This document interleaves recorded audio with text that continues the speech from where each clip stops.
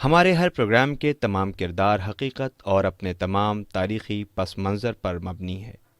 اس میں ہر طرح کے خیالی اور میتھیکل پہلوؤں سے پرہیز کیا گیا ہے، لیکن ویژول سچویشن کے اعتبار سے بعض جگہ پر اسکیچ ٹیکنک سے کام لیا گیا ہے، جو تصوراتی ہوتے ہوئے بھی حقیقت سے بہت قریب ہے۔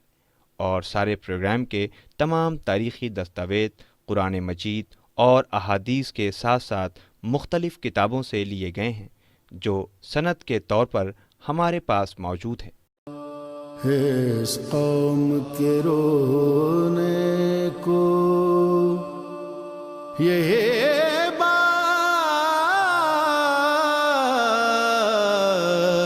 بڑی ہے، زہرا بھرے دربار میں حق مانگ رہی ہے۔ اعوذ باللہ من الشیطان الرجیم، بسم اللہ الرحمن الرحیم۔ ناظرین السلام علیکم، میں ہوں سمینہ زیدی، حاضر ہوں لے کر آپ کے سامنے صدیقہ کبریٰ حضرت فاطمہ زہرا سلام اللہ علیہا کے خطبوں کے سلسلے میں ہمارا خصوصی پروگرام حضرت زہرا اور مطالبہ حق۔ حضرت فاطمہ زہرا سلام اللہ علیہا کا یہ خطبہ ایک سیریز کی صورت میں آپ کے سامنے پیش ہے۔ اس سیریز کا 5واں حصہ آج آپ کے سامنے حاضر ہے۔ اس میں باغ فدق کی بات کی گئی ہے۔ اس سے پہلے کے خطبے کے حصے میں ہم نے دیکھا کہ آپ نے سب سے پہلے حمد و ستائش پروردگار کی ہے اور خالق کائنات کی وحدانیت کا اعلان کیا ہے۔ اس کے بعد آپ فرماتی ہیں کہ مسلمانوں، کیا تم یہ چاہتے ہو کہ میں اپنے قانونی حق، اپنے ورثے سے زبردستی محروم کیے جانے پر خاموش رہوں؟ اے ابو قحافہ کے بیٹے، خدا کی کتاب میں کیا یہی لکھا ہوا ہے کہ تمہیں تو اپنے باپ کا ورثہ مل جائے اور مجھے اپنا ترکہ پدری نہ ملنے پائے؟ یہ بڑی حیرت میں ڈال دینے والی بات ہے۔ اچھا تو بتاؤ تو صحیح، تم لوگوں نے جان بوجھ کر اس کتاب سے رشتہ توڑ کر اسے پیٹھ پیچھے ڈال دیا ہے، ورنہ قرآن تو پکار پکار کر کہہ رہا ہے کہ سلیمان داؤد کے وارث قرار پائے، اور یحییٰ ابن زکریا کے بارے میں ارشاد ہوا ہے کہ اللہ کے خاص بندے زکریا نے یوں دعا کی تھی کہ پروردگار تو اپنے کرم سے مجھے ایک ایسا جانشین عطا کر دے جو میرا بھی وارث ہو اور آل یعقوب کا ورثہ بھی اسے ملے۔ یہاں تک کہ خداوند عالم ارشاد فرماتا ہے کہ اور اللہ کی کتاب میں ہے کہ خون کا رشتہ رکھنے والے ہی ایک دوسرے کی زیادہ حقدار ہیں۔ اس کے علاوہ یہ بھی اسی کا فرمان ہے کہ اللہ تمہاری اولاد کے بارے میں یہی ہدایت کرتا ہے کہ مرد کا حصہ 2 عورت کے حصے کے برابر ہے۔ پھر یہ بھی اسی کا حکم ہے کہ اگر کوئی مرنے والا کچھ مال اور دولت چھوڑ جائے تو والدین اور دوسرے رشتہ داروں کے لیے حسب دستور وصیت کر جائے۔ یہ پرہیزگاروں پر ایک حق ہے۔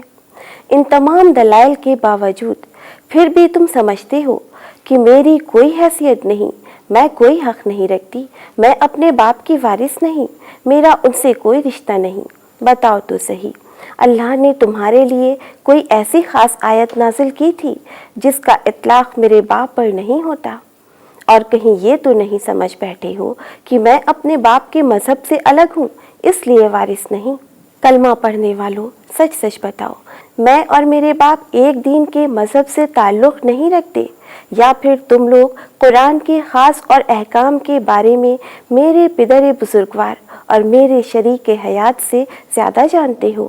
اچھا لو، سواری پر کاٹھی کسی ہوئی ہے، یہ مہار وہ راستہ، چلو اب حشر میں ملاقات ہوگی جہاں عدالت اللہ کی ہوگی جو بہترین فیصلہ کرنے والا ہے، اور محمد مصطفیٰ صلی اللہ علیہ وآلہ وسلم ہماری وکالت فرمائیں گے اور ہم حق طلب کریں گے۔ ہوشیار ہو جاؤ کہ بس قیامت تک کا وقت بیچ میں ہے۔ آج تمہارے سامنے وہ ستم رسیدہ ہے جو کل تمہیں قیامت میں ملے گی، اور جب وہ گھڑی آئے گی تو سارے باطل پرست نقصان اٹھائیں گے۔ اس وقت پچھتانے سے کچھ نہیں ملے گا، اور ہر خبر اپنے وقت پر ظاہر ہوتی ہے، یہاں تک کہ جلد ہی تمہیں معلوم ہو جائے گا کہ اس عذاب کی زد میں آ کر رسوا کون ہوتا ہے اور ہمیشہ رہنے والی مصیبت کس پر نازل ہوتی ہے؟ ناظرین، جناب فاطمہ زہرا سلام اللہ علیہا کے اس خطبے میں سب سے پہلے خداوند عالم کی تعریف و توصیف اور اس کے احسانات کا ذکر اس طرح سے ہے کہ اس کے احسانات کا نہ کسی سے حساب ممکن اور نہ کوئی اس کو شمار کرنے کی طاقت رکھتا ہے، اور اس کا دامن کرم اتنا پھیلا ہوا ہے کہ پورے طور پر کوئی شکرانہ بھی ادا کرنے کے قابل نہیں۔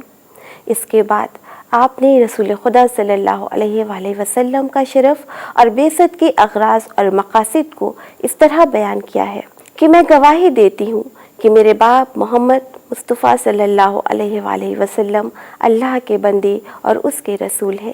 خدا نے رسالت کا منصب دینے سے پہلے انہیں اس عہدے کے لیے چن لیا تھا، اور اس نے جہاں جہاں چاہا آپ کا نام روشن کیا۔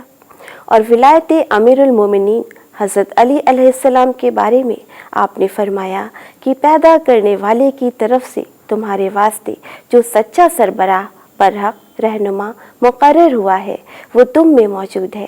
اس کے بارے میں تم سے باقاعدہ عہد و پیمان بھی لیا جا چکا ہے۔ وہ ذخیرہ جسے رسول خدا صلی اللہ علیہ وآلہ وسلم نے بچا کر رکھا تھا، اسی کو آپ نے اپنا جانشین بنایا۔ پھر ہمارے پاس اللہ کی کتاب بھی تو ہے، اور اس کے بعد آپ کتاب خدا کی اہمیت کو اس طرح بتاتی ہے کہ اس کی باتیں اجالا پھیلاتی ہیں، اس کی پیروی بہشت کا راستہ دکھاتی ہے، اور کتاب خدا کا سننا بھی نجات کا ذریعہ ہے۔